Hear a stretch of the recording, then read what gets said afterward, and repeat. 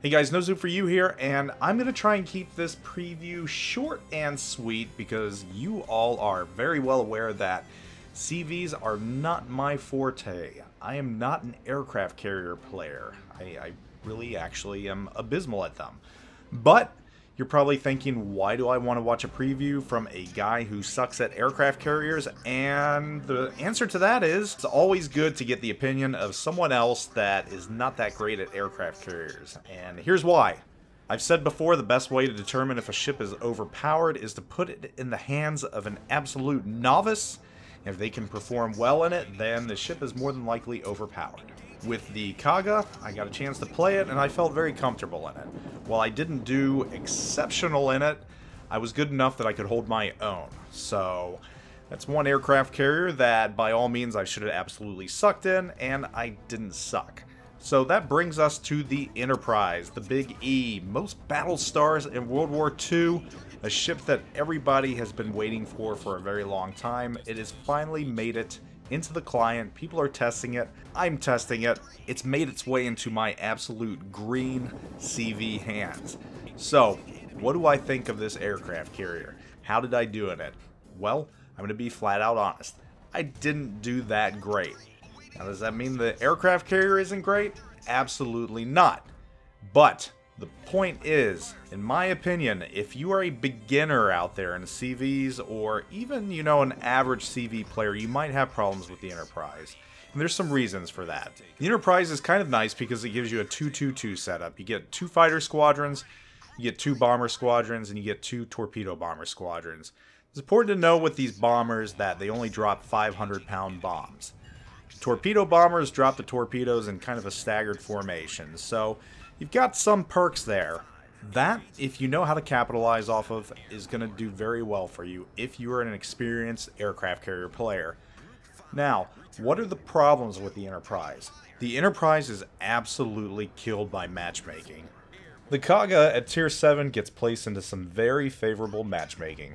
The Enterprise is going to get tiered into Tier 9 and Tier 10 battles a lot. That is no bueno, especially for your airplanes, because what happens when a Tier 8 aircraft carrier goes against Tier 9 and Tier 10 ships with Tier 9 and Tier 10 anti-aircraft capability? Your planes are going to get mowed down. And that happened to me a lot. Going up against your Montanas and other USN ships, cruisers, battleships, even the Japanese ships like the Yamato. You'll lose 30 planes to a Yamato. Not good. So that is your biggest problem for the Enterprise. The Enterprise is just really hurt by matchmaking.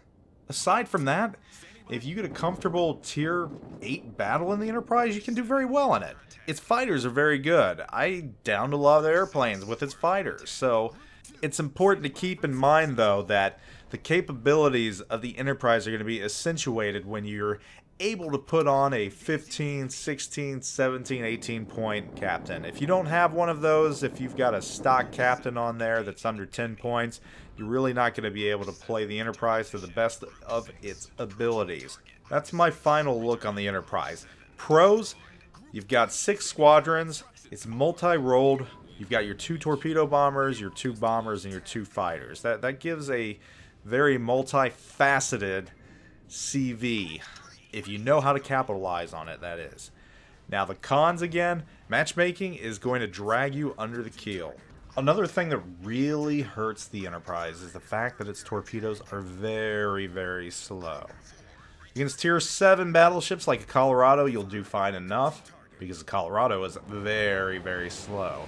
But against faster Tier 9 and Tier 10 battleships, your Iowas and your Montanas, you're going to have issues hitting them if your manual drops are not pinpoint perfect. Something to keep in mind. My final opinion in this preview is, if you are a CV player like myself, as in you aren't that good, I would stay away from this ship and opt for the Kaga if you want to get into CVs. Now, if you're a decent CV player, or you find yourself to be a more seasoned carrier player, then the Enterprise might be for you, because the attributes that it does have are going to give you an extra skill set that you can use in battle. So there you have it. Enterprise is not for the faint of heart. It is for a good CV player. People like me need not apply, and that is a warning. I know a lot of you probably want this ship because of its history, and I get that. If you want it to sit in port, that's great. If you want to have it and just absolutely suck in it, that's great too. I'm not going to stop you, but I'm just telling you, if it were me, I would go for the Kaga over the Enterprise. There you have it.